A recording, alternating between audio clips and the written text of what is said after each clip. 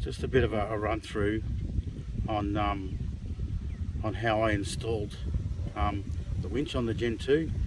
So obviously you can see I've got a fairly high mounted bull bar, which made it pretty easy. I guess this is, I'm mounting this to the chassis, by the way, so this is not a bull bar mounted winch setup. But basically what I did is, you can see I've got the chassis in there, and so what I've done was I've basically taken off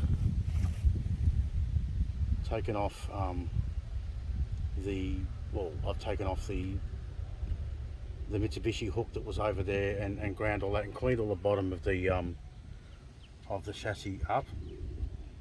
It's a little bit rusty on the edges there, but and then I've got one of those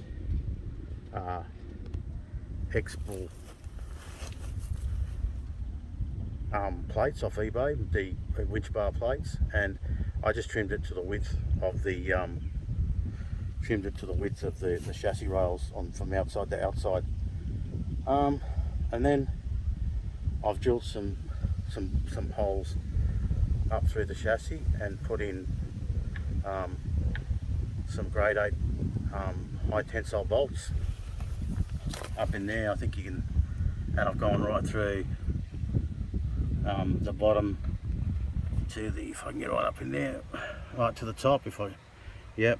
And so there's 3 of those, so it's hard to see, but there's 1, 2, and then 3 right at the back here. Oh sorry, there's actually 1, 2, so have a look. If I try and get up underneath there, you can see 1 there, and then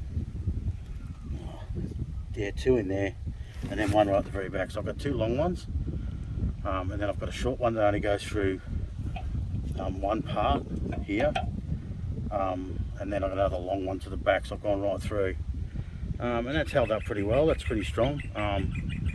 The winch itself is from Carbon. It's a Radium winch. It's one that they sell.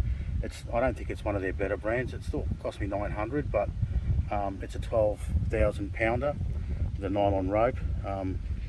Fits in there nicely. I got the black fair leg with it.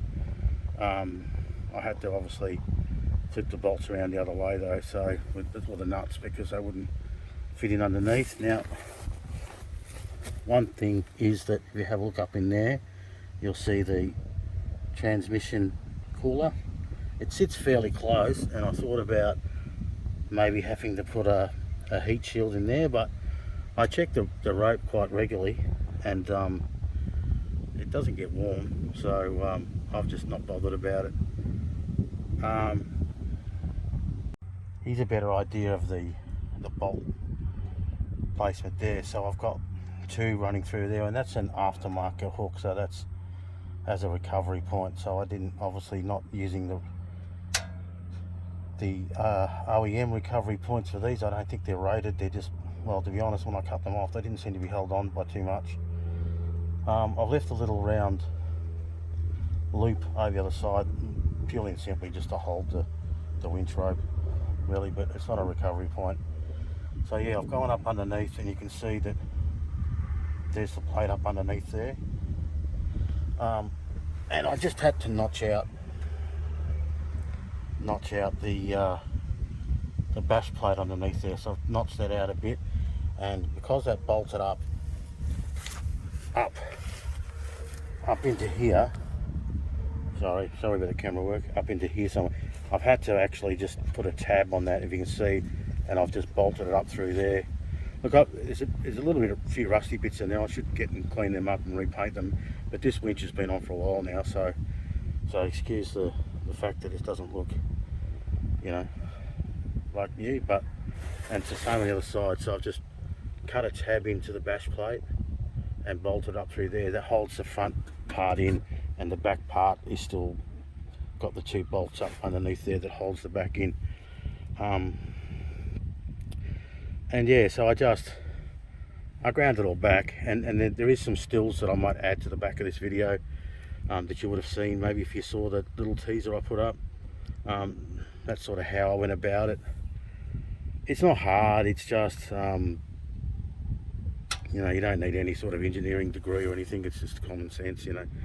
High tensile bolts, and I think they're about 12 mil bolts, or I don't know what that equates to in imperial. I think it's maybe 516 or something like that, I'm not sure. Look that one up, don't quote me on that one. And there's the bolt over the back there, you can see the back of the chassis. Yeah, so yeah, as I say, and then if I can just run that in there, you'll see the wiring down in there. So I've gone and used the corrugated tube, and what I've done is I've run it all up inside. If I can get around here, it's hard to see, isn't it? Anyway, I've run it up inside the engine and along the front, through a little hidey hole up into here, just out through here, a little hidey hole, and around the air box, and then the control box sits up here.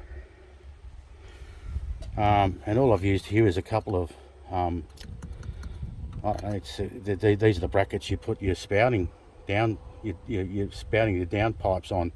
That's all they are, and they're just screwed in and they work fine. I can obviously plug the control in here, but this one is wireless. Well, I guess it's Bluetooth, maybe. I don't know about wireless, but it's Bluetooth anyway. So I run mine from, you know, from a hands-free controller, so I never need to, you know, run the control. That'd be a bit of a pain in the bum if you had to open the bonnet to put the control in every time, I guess. But you know, so the other thing would be to wire. You can wire a switch in, you know, and run it inside your cab. But yeah, so that's basically how it runs. So the cabling, as I say, it's all got the tube on it, runs down in the back there, and I've used that really thick welding wire. I think it was 150 amp, I think, or something. Again, don't quote me on that. Look, I did this a while ago, as I say, I can't really remember, but yeah, so it runs down inside there, yeah, and then down into the winch itself, and I sort of can't really, yeah, you can see how it just, yeah, okay. And then you see another shot of the dirty oil cooler, the transmission cooler near the rope there. As I say, it doesn't get hot. I've tested it. I thought about, you know, as I say, putting a heat shield in there, but it doesn't get hot.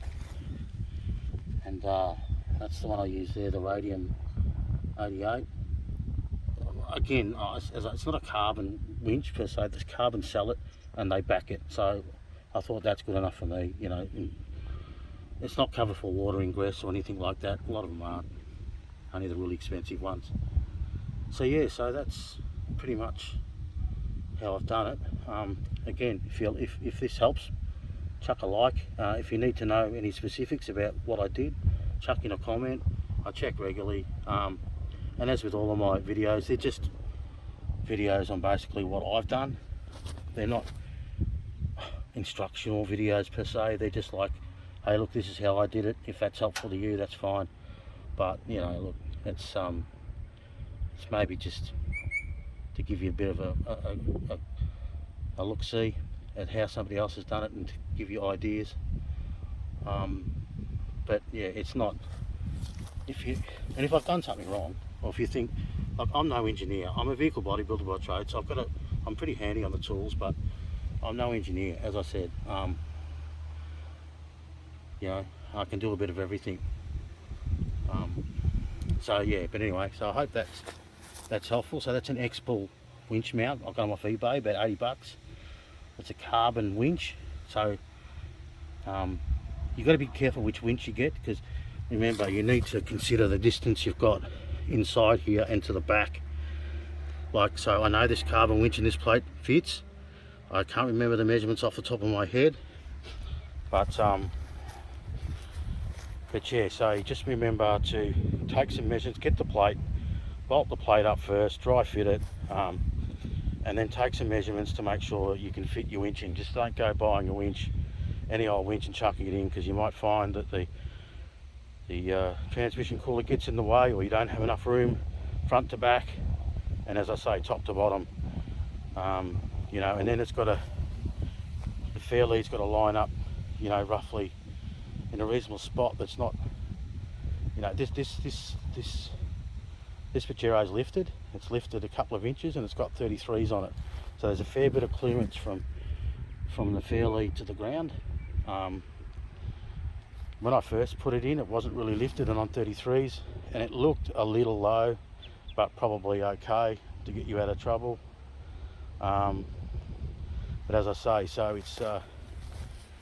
it's got the torsion bars wound up as far as I can, and 33s on it, so and the back's jacked up, and I've never had any issues, and it works fine. It's pulled me out of a few spots with no issues. I've probably used it 3 or 4 times in 12 months, but I don't go into any really tricky areas. So as I say, if you want any questions, leave them in the comments. If you do like it, or if it's been helpful to you, chuck in a like, just so I know that what I'm doing here is of some benefit to people. I'm going to be putting up a whole heap of stuff that I've done. I've done a lot of mods to this car. Like, I've had it 18 months and I've just done so many mods to it, and it's more I'm just chucking stuff up as a bit of a resource for people, because I don't see a lot, you know, on YouTube really, and and this is, you know, just some bloke having a crack, and yeah, so that's about it for this one. So I hope that was helpful to you.